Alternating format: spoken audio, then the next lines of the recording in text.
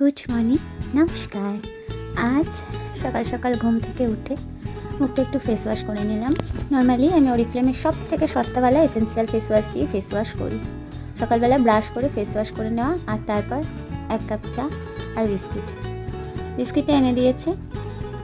আমি এখন বিস্কুটটা খাচ্ছি আর ভাবছি যেন আমার বয়সটা কখনো বুড়ো না হয়ে যায়।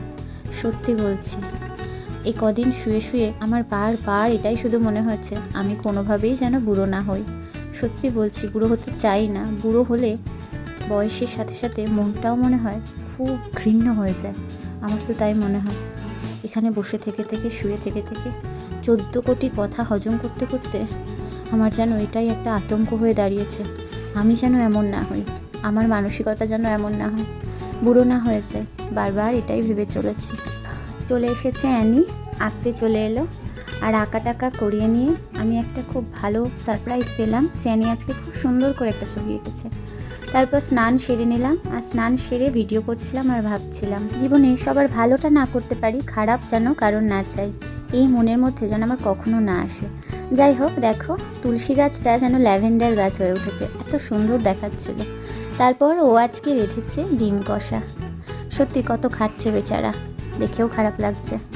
যাই হোক, তারপর ভাই এনেছিল সেই বেদানা, তার মধ্যে কটা এখনও রয়ে গেছে। এই ফলটা দেখতেই এত সুন্দর, খেতে তো সুমধুর হবেই বলো। এটা আমার প্রিয় ফল, ফেভারিট ফ্রুট অল টাইম। যে কোনো সময় আমি খেতে পারি এই ফলটা। তো যাই হোক, তারপর একটু মনে হলো কষ্ট সৃষ্ট করে চেয়ার পেরিয়ে একটু বাগানে ঘুরে আসি, কী ফুল ফুটেছে দেখে আসি। অপূর্ব সুন্দর আমার নিজের হাতের বাড়ানো একটু একটু করে যত্নে আদরে ফোটা ফুল নিয়ে থাকতেই আমি বড্ড বেশি ভালোবাসি। শুনুন না দিদি, দাদা, ঠাকুমা, দিদিমা, কাকিমা, বিশেষ করে বয়স হয়ে যাওয়া বুড়িগুলো, আমার না অত সময় নেই, বুঝলেন তো, লোকের বিষয়ে মাথা ঘামিয়ে বেড়াবো। কে কী করছে, কে কী না করছে, অত সময় নেই ভাই। আপনি করছেন, করুন, আপনার ভালো লাগে এটা করতে।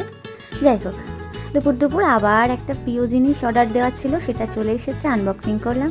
এটা স্প্রিংকেলার, এটা আমি আমার প্রভুর জন্য নিয়েছি, আমার ভগবান শ্রীকৃষ্ণের জন্য।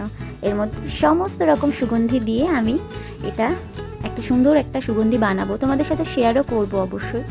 তারপর দেখতে দেখতে সন্ধে হয়ে গেল, আর সন্ধেবেলা একটু বায়না করেছিলাম যে নলেন গুড়ের সন্দেশ খাবো, তাই এনে দিয়েছিল। তারপর অনু এসেছিলো আঁকতে, ওর একটা গিফট পাওনা ছিল, ওকে ওটা দিয়ে আজকে একটু সারাদিনই কম বেশি ঘরটা একটু গোছানোর চেষ্টা করেছি। চেয়ারে বসে বসে টুলে হেঁচড়ে সব কিছু একটু ডাস্টিং করা, না হলে বলো 1 মাসের ওপরে আমি শুয়ে শুয়ে কাটাচ্ছি। এভাবে কি চলে বলো? রাতের অন্ধকার আকাশে ধিমি ধিমি তারার মতো জীবনটা চলতে রয়েছে। যাই হোক, আজ বিদায় নিই, সবাই ভালো থাকবে।